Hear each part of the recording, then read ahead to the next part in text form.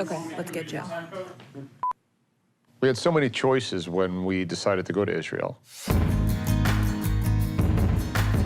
Today, we're at Alyn, which is this children's hospital in Jerusalem that's unbelievable.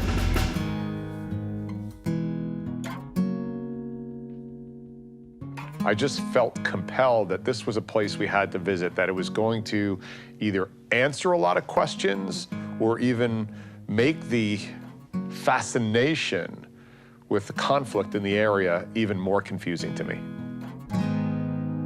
Share with me the initiative here and your mission.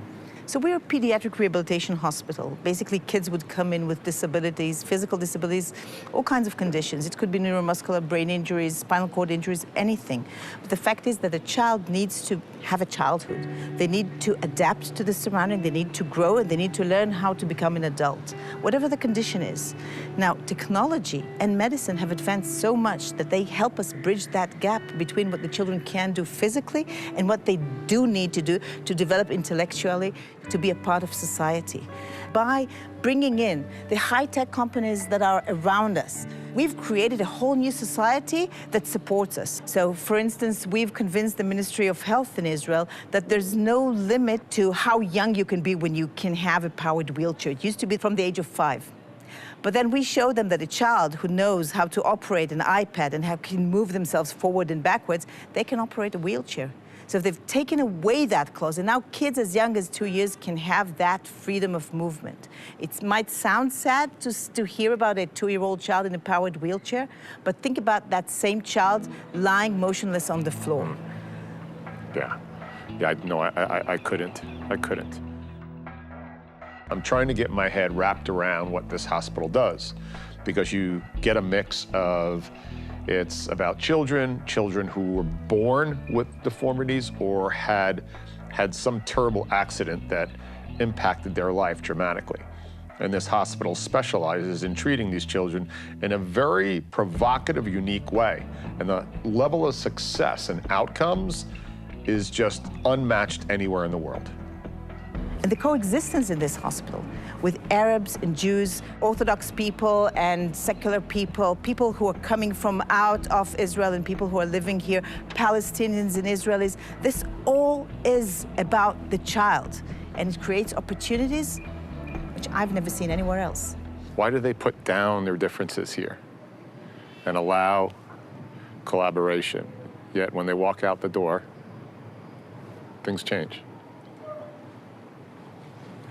This space here allows people to concentrate on one thing at a time. We're goal-oriented. And when you're thinking about the child, the specific child, not about what their family name is and what the parents do outside the hospital, the air gets cleaner and voices calm. And we don't allow outside noises to go and come in. And I believe that the message that come out of this, that surrounds children and health, this definitely can move out of the door.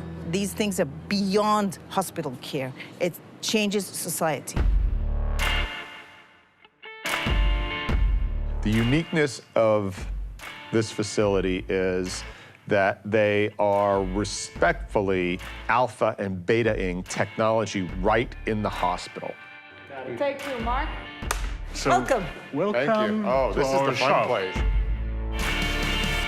You have here different areas. Technically, any type of device that you can imagine can be produced here. Prototypes, samples, one-offs, everything is done here. I would probably bet that there's not many hospitals that have a wood shop, metal shop, and electrical shop in their facility making products to be used in the hospital like later today. Sure. Historically, when you think about tech in a hospital, it's already got to be FDA approved or approved by a governing body. Here, They're just rolling it out right there, real time. It starts with the very simple things, like you want to have a chair that is stable for a child who rocks back and forth, and you don't want them to fall down. So what do? You can buy something which is $1,500. You can take a simple chair and put it on a platform and make sure that it's stable enough for the child, and maybe add straps for them not to fall down. Once you label something that is therapeutic, the price jumps 10 times. Sure. And because we can't rely on the industry or the market to provide us with whatever the kids need, we have to have everything in-house. We basically self-supply the things that are unavailable anywhere else. Just absolutely amazing. And so do you spend your time in here as well? Yeah, working with my clients. And when you say clients, the children? The children.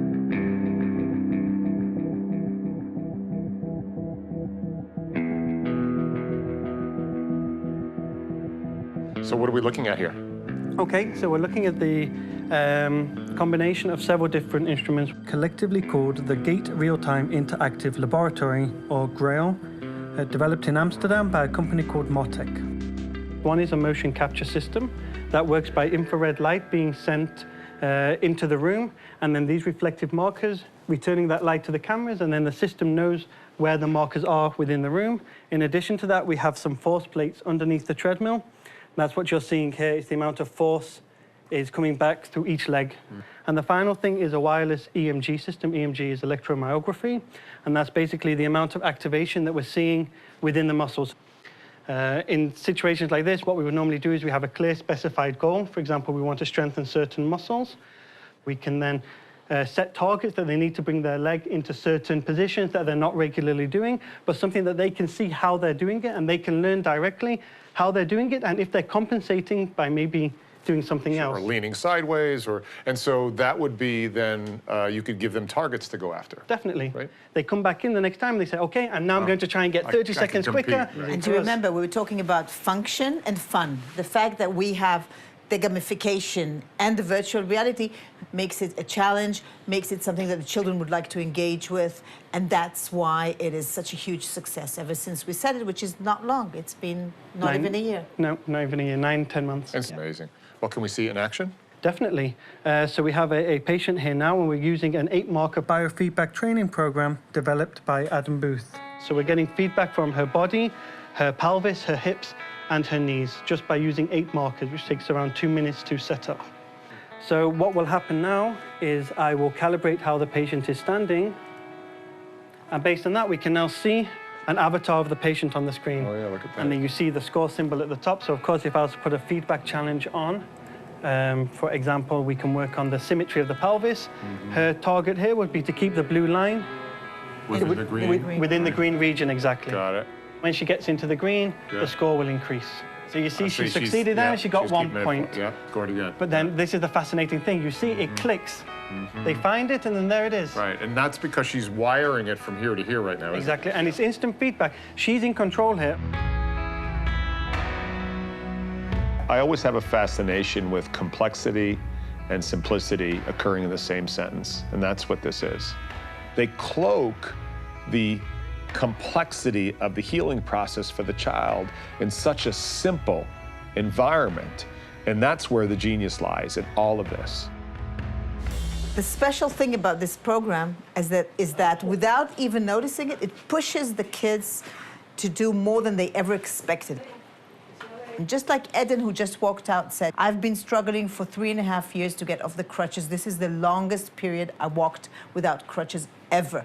And there were tears in her eyes as she said that. We didn't realize how powerful this tool is in engaging the kids. And this is going to go much further than we actually see now. This lab has been in operation for less than a year. I have no idea where it's going to be in 5 years. To watch her face and that breakthrough. You see, that's what makes this place such a happy place to work at. Even if you're working with kids with all kinds of problems, that face, that satisfaction makes it all worthwhile.